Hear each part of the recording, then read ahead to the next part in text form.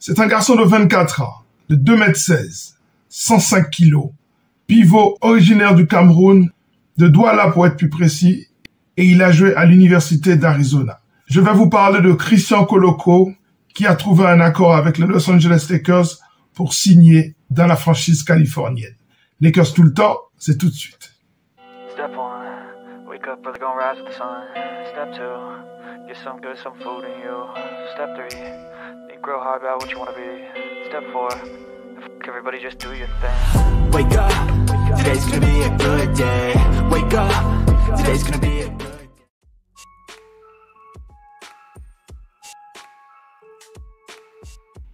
Comme je vous disais en préambule, les Lakers ont trouvé un accord avec Christian Koloko, ce jeune joueur qui a été drafté par les Raptors de Toronto, 2,16 m, 105 kg, un peu léger peut-être pour ce poste 5, mais tellement athlétique, capable de contrer les tirs. C'est un joueur intéressant. Les Lakers avaient vraiment besoin d'un pivot, puisque vous savez que derrière Anthony Davis, qui par ailleurs ne veut pas jouer au poste 5, eh bien, il y a, pour ainsi dire, personne. Puisque Christian Wood est blessé depuis le mois de février et qu'on vient d'apprendre qu'il est encore out pour un bon bout de temps, je vous ai parlé de cela dans une émission précédente. Dès lors, il n'y a plus que Jackson Hayes derrière Anthony Davis. Moi, personnellement, ça me pose problème puisque vous savez ce que je pense du QI basket de ce joueur qui est Jackson Hayes. Donc, les Lakers avaient besoin de trouver une solution sur ce poste-là. Est-ce que ce sera suffisant pour se frotter au pivot lourd et surtout talentueux de la NBA? Donc les Lakers avaient besoin de trouver une solution sur le poste 5. Force est de constater que c'est intéressant de penser à Christian Koloko. Christian Koloko, on en parle tout de suite. Quel est son profil?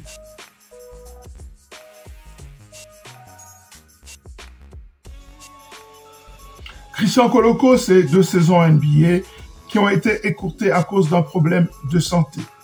On a en effet diagnostiqué un caillot sanguin chez ce garçon, ce qui lui a valu d'arrêter sa carrière il y a à peu près 1 an et demi. Et il a donc subi une opération. Et aujourd'hui, selon les expertises au niveau médical, eh bien, il serait prêt à retourner dans le circuit du basket professionnel, ce qui est une bonne nouvelle.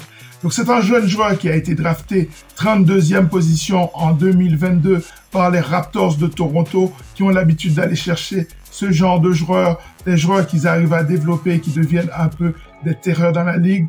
On l'a vu avec Pascal Siakam notamment. Eh bien, ce genre de joueur, les Raptors avaient pas mal misé dessus. Et bon, je pense que c'était pas forcément une mauvaise idée d'aller chercher un joueur qui est capable de contrer des tirs, qui a quand même des qualités athlétiques assez extraordinaires, qui est capable de se développer. Lorsqu'il a été drafté, il avait 21 ans. Aujourd'hui, il en a 24. On sait qu'il n'a pas joué depuis 1 an et demi. À voir dans quel état il sera pour commencer la saison. Nous allons parler un peu plus tard du type de contrat qu'il pourrait signer avec le Los Angeles Lakers, mais restons sur sa capacité à pouvoir apporter quelque chose aux Lakers. On va parler notamment d'un des aspects qui, à mon sens, est le plus important, c'est sa capacité à être un défenseur au poste.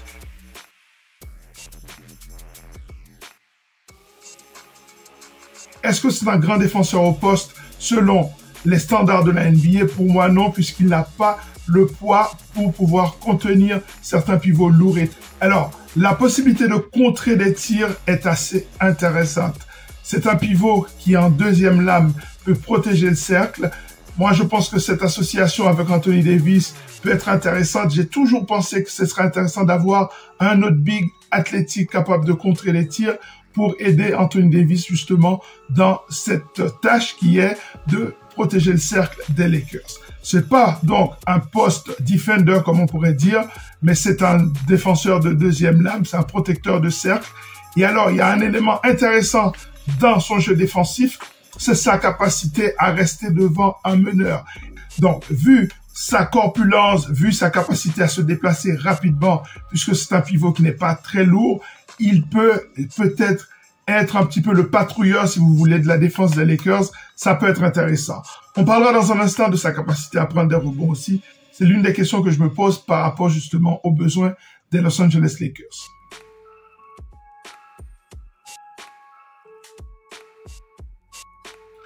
Au niveau offensif, c'est un joueur très intéressant dans ce qu'on appelle le dunk spot, c'est-à-dire dans la raquette.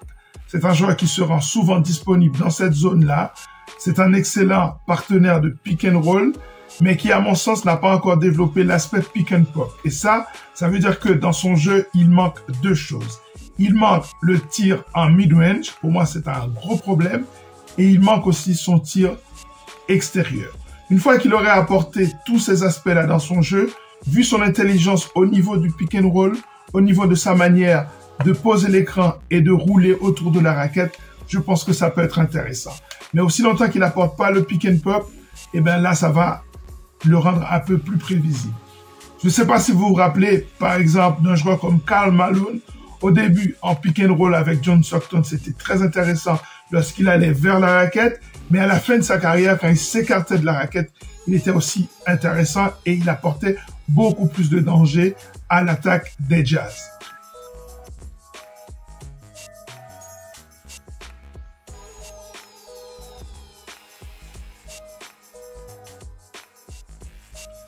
Alors, s'il pouvait nous faire ça, ce qu'on vient de voir là sur ce tir extérieur, ça pourrait changer beaucoup de choses.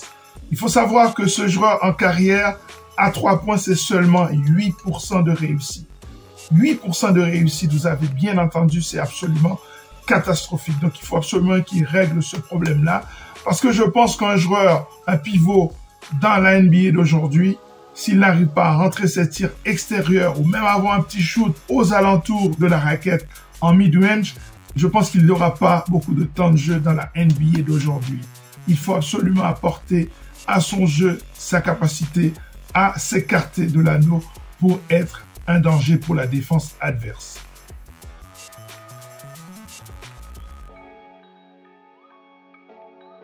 Alors, on a parlé du problème au rebond. Il faut savoir que Christian Junior Koloko, c'est seulement 3 rebonds pris en moyenne dans sa carrière. Vu sa taille, 2,16 m, je pense que là, c'est l'écueil qu'il faut absolument combler chez ce joueur. 2,16 m, normalement, vu ses qualités athlétiques, il devrait être un meilleur rebondeur. Mais je trouve qu'il n'a pas d'instinct de rebondeur et il n'a pas surtout la force physique pour pouvoir bloquer des joueurs dans la raquette et pouvoir prendre position justement pour arracher les rebonds.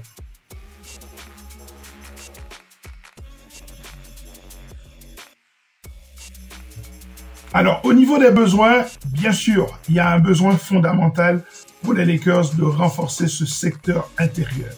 On sait qu'Anthony Davis l'a redit récemment lors d'une interview qu'il n'est pas prêt à jouer toute la saison sur le poste 5. Et je comprends le garçon parce que ça demande énormément de sacrifices physiques. On sait que Jackson Hayes ne peut pas tenir sa place. On sait que Christian Wood est blessé. On sait aussi que dans l'optique de jouer en small ball, on a des doutes sur le retour de Jared Vanderbilt. Autrement dit, les Lakers ont vraiment une faiblesse à l'intérieur. Il fallait trouver quelqu'un pour ne serait-ce que rentrer dans la rotation et apporter un peu d'air frais à cette équipe des Lakers. Eh bien, de ce point de vue-là, je pense que c'est très intéressant. Les Lakers avaient besoin d'un intérieur.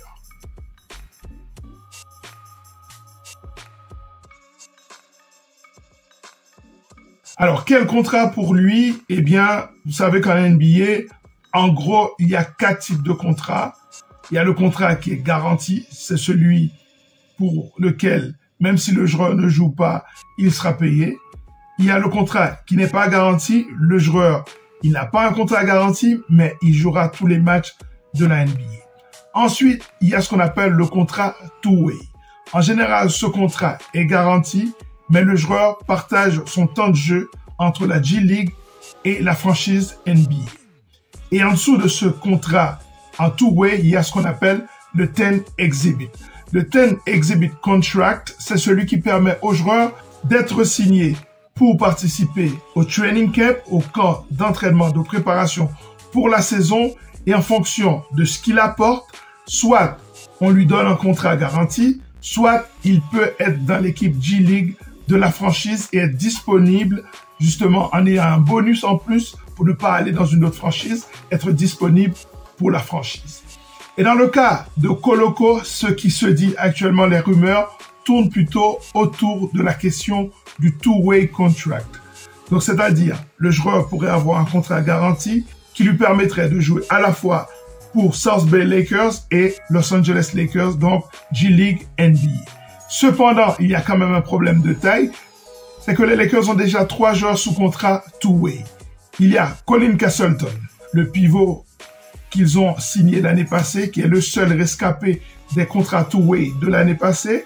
Il y a également le shooter Blake Hinson, qui est aussi sous contrat two-way. Et enfin, Armel Traoré, qui est dans ce contrat two-way. Ça veut dire quoi? Ça veut dire que l'un de ces 3 joueurs sera coupé par les Lakers s'ils veulent signer Koloko dans un contrat two-way. Soit Traoré, soit Hinson ou Castleton. Ce joueur peut être signé par une autre équipe s'il est coupé par les Lakers ou rejoindre l'équipe des South Bay.